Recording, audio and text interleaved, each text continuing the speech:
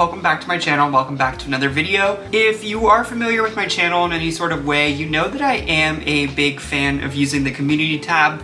It's definitely how I update you guys on videos that I'm thinking about making, and I just do a lot of polls just to kind of feel you out whenever I have somewhat of a new idea. So if you are familiar with that, you might have noticed that I posted a poll late last night, just kind of about something that's been going on in my life and how I arrived to the title of this video.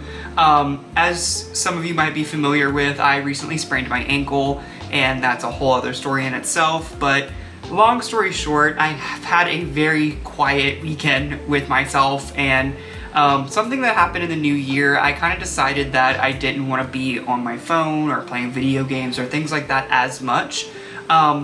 And that also kind of coincided when I started making these videos, so that kind of was counterintuitive considering I spend a lot of time on the computer like editing videos. But I consider that a little bit different just because it became somewhat of a creative outlet for me. But all that aside, in my alone time this weekend, I decided to start drawing or just trying to do something a little bit more creative, and I kind of arrived a little bit on writing. And I want to preface to say that I am nowhere near a writer. Probably none of this is even very good, but I started writing a lot of different things, just like sci-fi, just like pretty much a lot of things. And as I was getting towards the end of writing, I put on some music and I ended up actually playing the Evermore album. And I'm not really good at focusing on two things at once. Like, the music was kind of distracting me from writing, and I found myself almost like writing the lyrics that I was hearing, even though that wasn't what I was trying to say. So it kind of just became like an interesting point where I was like, that is one of the Taylor Swift albums that is pretty much made up. There are some sprinkles of truth, as we know, but for the most part, this isn't like one cohesive story as an album. And I thought, how cool would it be if it really was one story? So I definitely did not write like a book, anything like that. It has like no dialogue. It's more just like a summary point. But I looked at all the tracks and I put them in a certain order that would follow a story. And I just wanted to share that with you guys. Again, I'm not expecting praise. You might hate it, you can tell me that, that's okay. I just thought this would be fun because I know you guys like the source material a lot. I like the source material a lot, and I just thought this would be kind of a cool way to honor that. Oh, I guess before we really start, I want to say that I guess this is considered, I didn't write a romance, but I feel like when you look at the tracks, the only way, or the only story that you can kind of weave together is a love story. So again, I use the term romance very loosely. I did not write anything specific. It was just more like a story of two people. So just want to preface that too. Okay, so for the story, basically what I did was take the track list and put it in a certain order that I thought a story would flow. And I took lyrics basically from, or ideas from that song to weave it into my story. So the order of the tracks that I did was Gold Rush, Willow, Dorothea, Coney Island, Champagne Problems, Right Where You Left Me, 'Tis the Damn Season, Ivy, It's Time to Go, Cowboy Like Me, Nobody No Crime, Marjorie, Tolerated, Closure, Happiness, Evermore, and then finally Long Story Short. I think this video is going to possibly be two parts because I don't want to make an extremely long video if this isn't even something you guys are interested in, which it's totally okay if you're not. So I figured I would split it up right down the middle. There's about 17 tracks. So I'm gonna do 8 of the track story. And if you guys end up liking it and enjoying it, I will definitely make the second part because I do have it pretty much done. But again, I just kind of want to see if this is even something that's worth keep doing, I guess you could say. I also want to plan to maybe post like a PDF version for you guys to read if you do end up liking it. So I've been trying to think of names for these two people because I kind of wrote it without names, but the names that I kind of settled for was a guy named Pat, and then also a girl named Alice. I don't know if those names sound good together or not. I don't really know how I came up with those, but those are the ones that we're gonna be running with. So just to preface before the first chapter, basically Pat and Alice have known each other their entire lives. Not really closely, but just being in the same small town, like they went to the same schools, definitely know each other in passing, but beyond that, they don't really have any sort of like friendship or even relationship for that matters.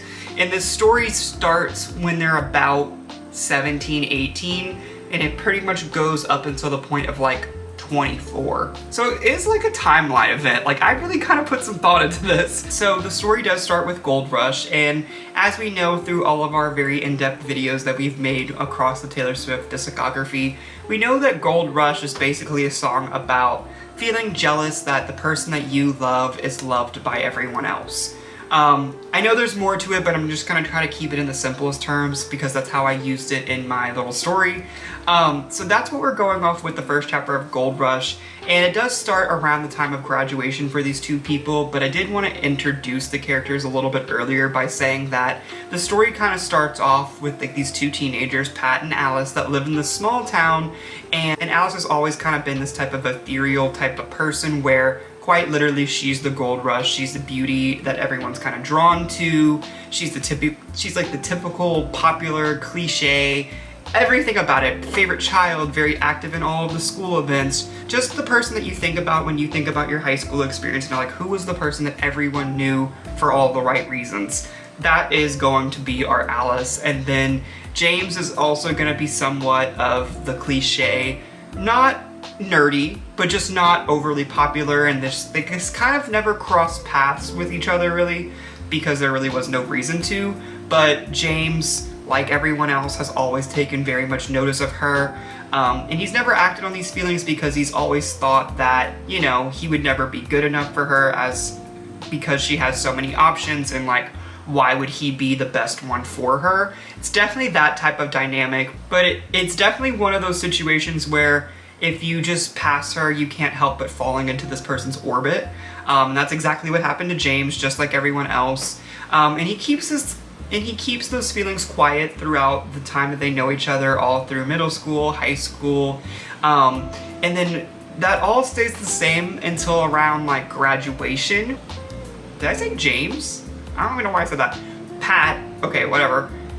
Maybe I was thinking of James and Betty from Folklore, but hope that didn't confuse anyone. But Pat has kind of kept those feelings pretty quiet the entire time up until graduation, where he thought would be the perfect time to maybe do his final grand gesture to pronounce his love, because he feels like this is his last opportunity just to get those feelings out, and he doesn't want to live his life with that type of regret of not ever seeing about, you know, what if. And to Pat's surprise, this goes very well with Alice because she's always been loved and admired from afar, but she's also been a person that's never really had relationships either because like Pat, no one else has tried to do that because they always feel inferior to this person. So this gesture was like one of the first examples that Alice has ever had with this type of love or passion for someone. So it goes very well.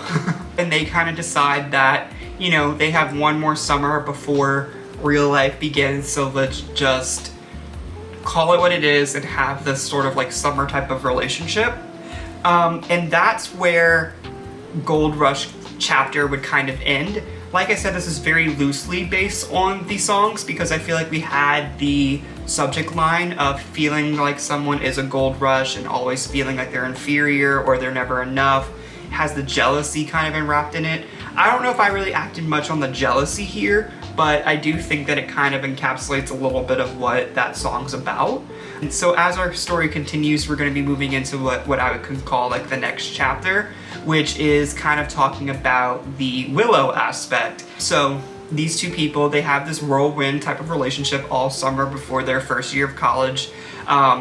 Or their respective journeys. I still can't decide. Pat is going to be pursuing school. All I really know about him is that he is planning on staying in their small town, while Alice is planning on venturing out and doing something bigger than what she perceives this small town could allow her to have. So despite the very different plans that they had prior to the relationship, it's so passionate and so great that it really makes them start to second guess the decisions that they're making as the summer comes to a close.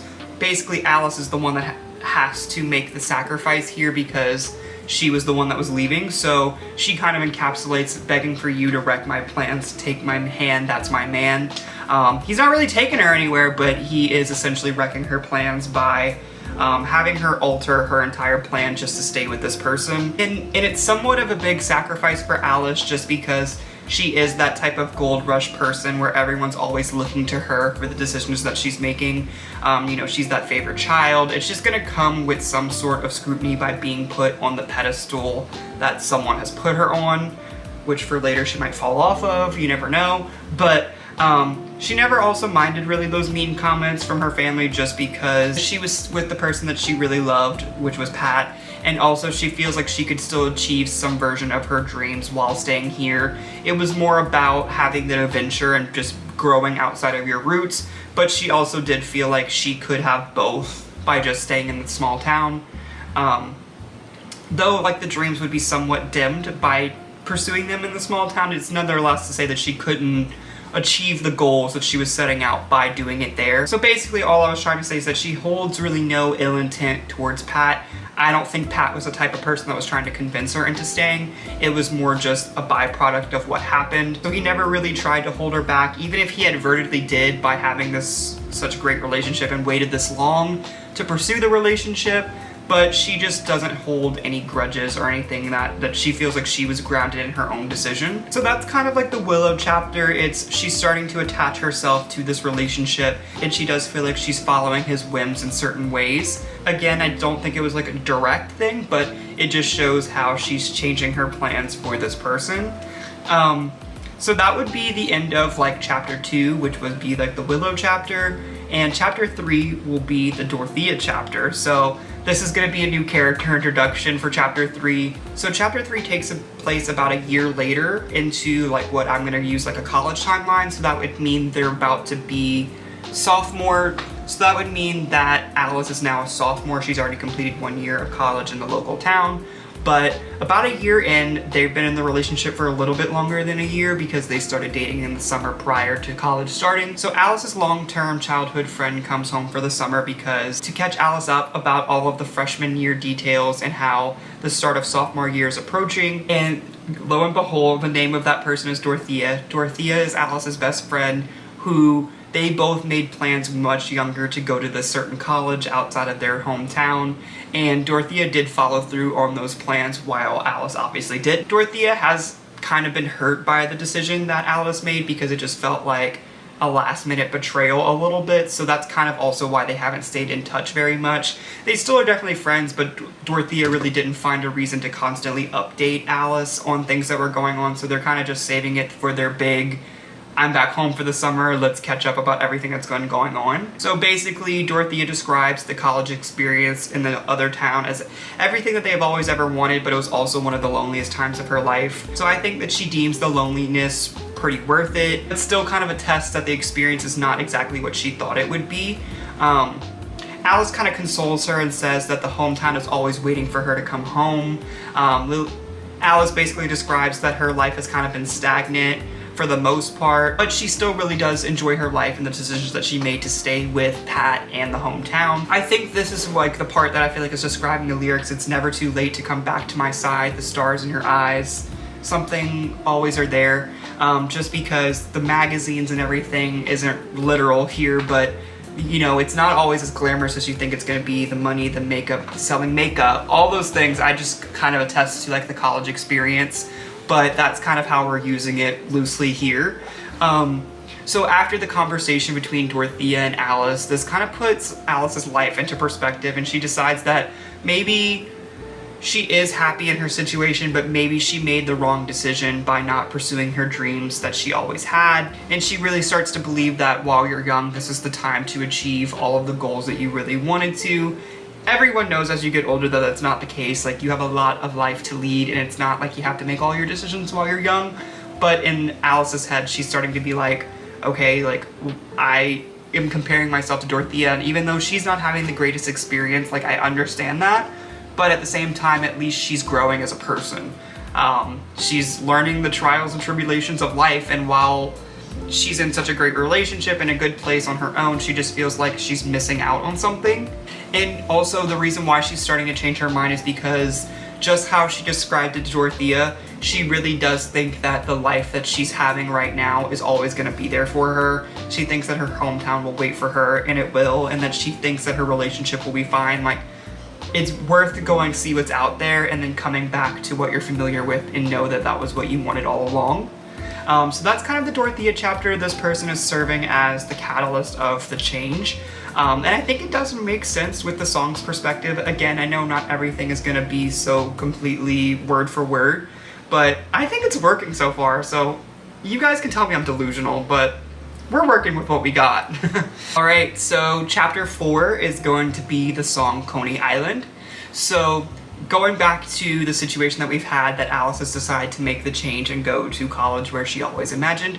I don't know what her profession is, but in my head I think she wants to pursue some sort of like law school, and her hometown is kind of doing it in a slower track. In my head it's kind of like a paralegal program, and then you have the opportunity maybe to go to law school or something like that, while she could have maybe just gone directly to undergrad. But I don't know, I haven't decided exactly what she's pursuing, but obviously the town outside of the hometown is going to be the one that really pushes her into that direction faster and farther. So basically, as expected, Pat does not take the news very well that Alice is deciding to branch out, but he does eventually understand that stopping her would only make her like resent him down the line. So he kind of like unenthusiastic agrees that they could just pursue a long-term relationship.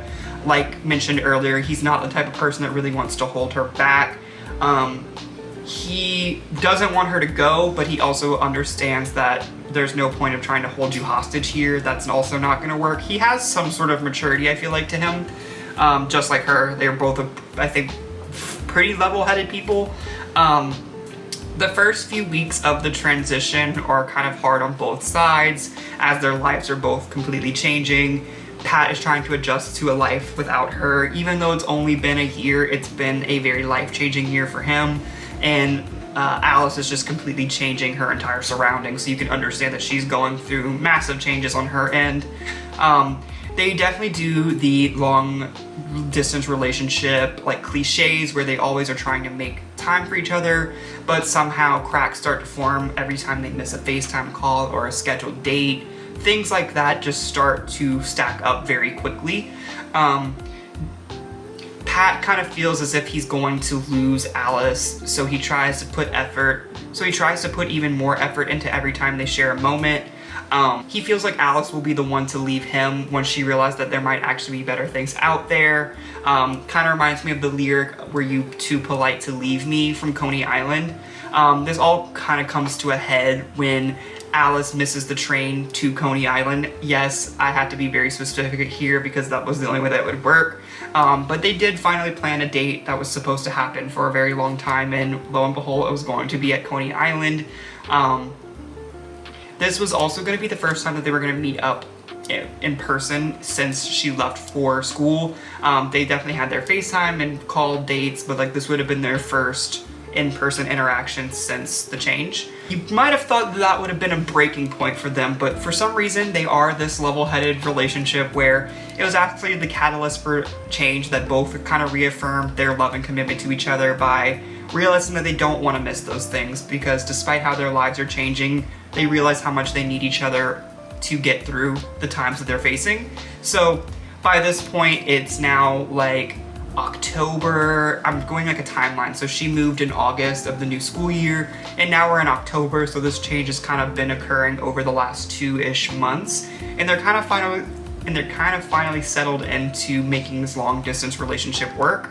And then I do like to think that Pat starts making a little bit more effort, and he actually takes some trains and he goes visit her when he can. They do haunted house, they do all of the holiday carving pumpkins. It's just, their relationship has still managed to work.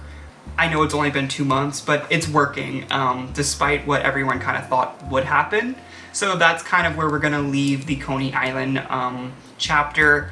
I think it wasn't super connected. I don't think I'll admit that one. It's just kind of name dropping Coney Island, but I think it's also just kind of thinking about where did my baby go, and I think Pat had that moment, but instead of making it a sad moment, he kind of decided like, I don't want that reality. Like, I see it happening in real time, and I'm going to put forth whatever I can to kind of make sure we don't end up in this place. I just think overall the takeaway from this chapter is that they realize that they still want to be each other's person through the changes, that they're willing to grow with their partners and just kind of make sure that they could still find a way to fit together despite all the new puzzle pieces in their lives. So now seasons are changing. Like I said, we left off kind of in October in the last chapter, and now we're going to be moving to Thanksgiving time of their sophomore year of college. So for frame of reference, this is about a year and a half-ish, or maybe a little bit longer, into their relationship. And now we're going to be getting into the champagne problems chapter. So I don't want to say buckle up because I don't think it's that dramatic, but you can probably guess where this chapter is going to take us. Despite the rough patch that they had recently, Pat never felt more confident in his relationship with Alice. He feels that since they can make long distance work, that they are truly in it for the long haul and they're going to be together forever. The most exciting thing in his life right now is realizing that Alice should be coming home for an entire week for the Thanksgiving break. This is going to be the first time that she actually returns to the hometown. And his little agenda here is, while he doesn't want to hold her back, their patch really scared him. So subconsciously, or maybe inadvertently, maybe a little bit on purpose, I don't know, but he just wants to give her the best experience home and just kind of remind her of the quaint little charm that the hometown has always had, just to maybe make her miss it a little bit more and kind of make it like absence makes the heart grow fonder. So the other big thing that's happening is sometimes it feels like Pat's understanding the messages, but then also sometimes not at all, because he suddenly decided that he was going to give her the best week ever and then propose to her at the end of Thanksgiving break and see how that goes, basically. So what he does is he announced that he's going to go pick up Alice by taking the train to go pick her up to bring her back for the Thanksgiving holidays. On his way out, he's very sly about it in my head, and he tells his sister or someone in his family that, you know, he's going to pick up his girlfriend, but he's going to be bringing home his wife. And I don't know why I think that's so, like, funny. Like, I know I wrote it, it's not like I'm praising myself, but I think that's kind of like a good line. But that's kind of the thing that's going on here.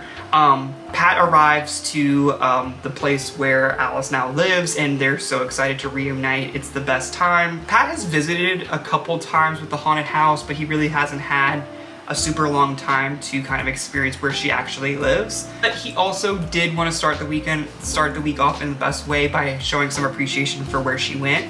So in the few times that he did go, he did make note of her favorite things, or through the FaceTime calls and all the calls that they've had over the last couple months, he's definitely made some physical notes of like what she likes, so he can almost plan the perfect day for her, even in the town before they leave to go back home. So basically what they do is they have like filler time. Basically it's kind of like filler stuff, but they go have dinner, go to her favorite places, really start this reunion on the best possible foot. The little tour of her new town basically ends in what is perceived as her favorite spot. I don't know what that is. I haven't really decided in my head like what that would be, but Pat gets way too ahead of himself, where he was planning on doing this proposal at the end of the week from the hometown, but he just can't hold it in anymore. So he drops to one knee and does what is going to be kind of the unthinkable and proposes to Alice.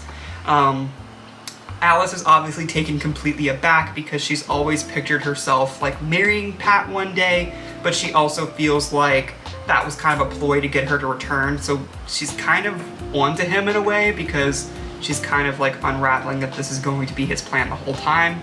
And then she also goes back to conversations that she feels like she made it pretty clear of how, you know, this was going to be their end game, like this is where they were going to end up, but it was more, let's get the things that we need to do out of the way, let us pursue these different things, these chapters, not alone because they're still together, but, you know, let them have that independence, and then they're going to come back to this, and that will be when it's the time. Like, it's just not the right exact time to be doing this. So she also feels a little bit unheard for the first time by Pat, just because she really has always thought that they were on the same page when it came to something like this. I guess basically what I'm trying to say is like she kind of knew that this was a one-way ticket back to their hometown, because there would be very little chance that she could accept this proposal and not be expected to go back home and be someone's fiance. So she goes back into explaining how this really deters the plan and it's not what they've agreed on, so she's kind of upset about it. Like, she's really happy in a way, that because she does want this, but at the same time she knows that it's not something that she can say yes to. So obviously when she inevitably says no, or not no, but not right now, Pat becomes heartbroken, and she explains her point of view, and he lashes out by saying the word champagne problems, because he's saying that he's trying to basically build their future while all she's worried about is a college party. And that's not what she's worried about, but in his head that's him rationalizing, like, you won't accept a proposal because you want a college experience with your best friend. Like, it makes sense, obviously, like, she has a very valid reason for what she's saying, but in his head he can't rationalize that you're too stuck in the present to think about what I'm trying to offer you. She really doesn't have any time to say anything else, because he completely closes the box and then just goes and says that he's basically no longer going to hold her back and that she can go do whatever she wants. So you know what he does? He books the night train alone so he can sit there in his hurt. And then that prompts Alice to not even go home for the holidays, and she goes back to her lonely dorm room, because usually in the college experience everyone goes home for the holidays, so like the college campuses become abandoned, and that's when she sits there and kind of thinks this dorm was once a madhouse. I made it just for me, because she feels like she had a big part in the reason why she's in this moment for herself.